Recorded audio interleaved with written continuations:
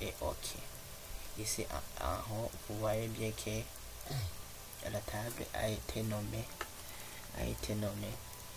Ainsi, je dois afficher cette table en mode de création pour vous montrer que Access a donné automatiquement le type de données. C'est les données que j'ai tapé ici.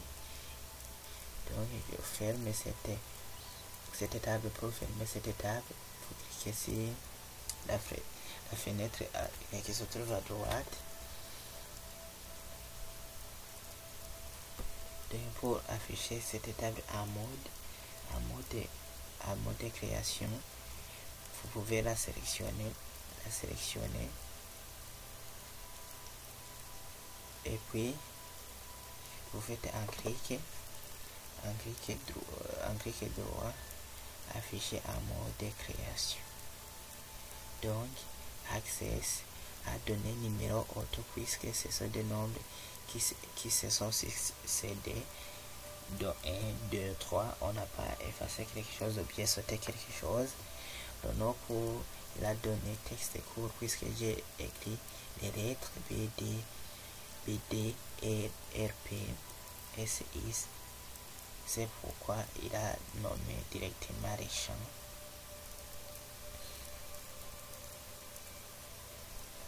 Ça c'était la deuxième façon de créer une table. La troisième façon c'est mode importation. Tu peux importer la structure d'une table.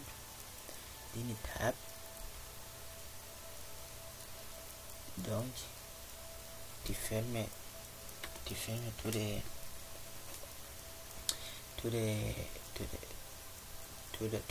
toute la table, toute la base de données.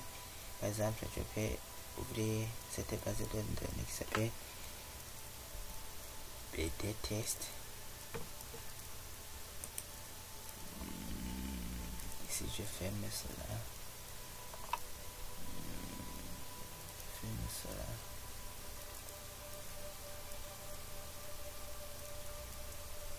c'est ta donnée externe. On voit bien que dans le groupe importé et lié, on est dans le groupe importé et lié, mais pas dans le groupe exporté. Donc on veut importer la structure d'une autre table se trouvant dans une autre base de données. Ici vous pouvez importer par exemple la base de données. Donc je clique sur l'icône.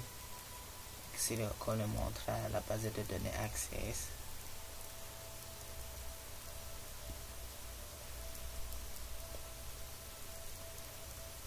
veuillez spécifier la source de la définition des objets.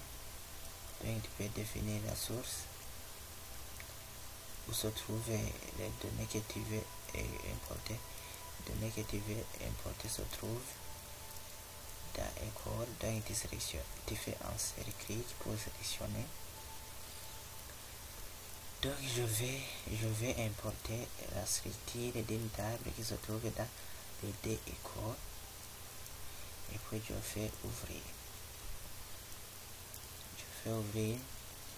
Donc importer les tables qui formées des états de macro hebdomadaires dans la base de données active.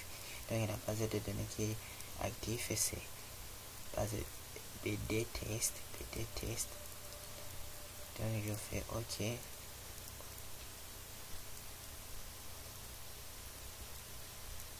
Donc ici on nous montre ce qui se trouve dans la base de données BD École qu'on veut importer les données, importer les données. Donc dans la table il y a TB cours ou bien table cours, table élève. Dans requête il n'y a rien formulaire, il n'y a rien état, il n'y a rien macro. Même chose ici, même chose qu'ici. Donc je retourne dans la table, je vais importer la structure d'une table qui s'appelle table élève. Je crois bien que c'est dans la table élève que je vais ouvrir.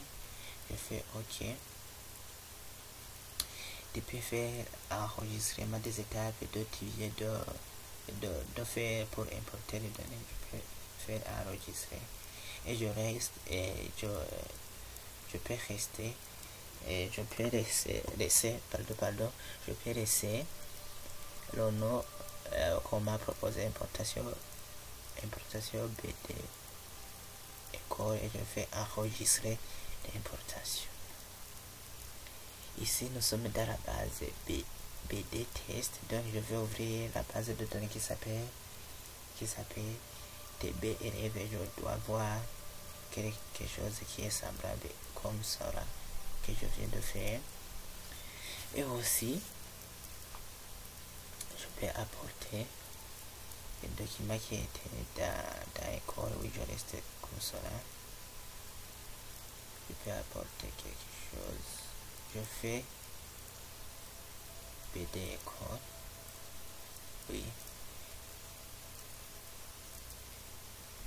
Je reste comme cela et je sélectionne la table qu'on appelle cours pour le moment et je fais OK. Tu peux sélectionner tout ou bien de sélectionner ce que tu n'as pas besoin, ou bien annuler et je fais OK. Oui, je vais enregistrer les modifications. Je reste le nom comme cela et enregistrer les photos. Donc le nom existe déjà, donc tu peux ajouter un par exemple pour le distinguer.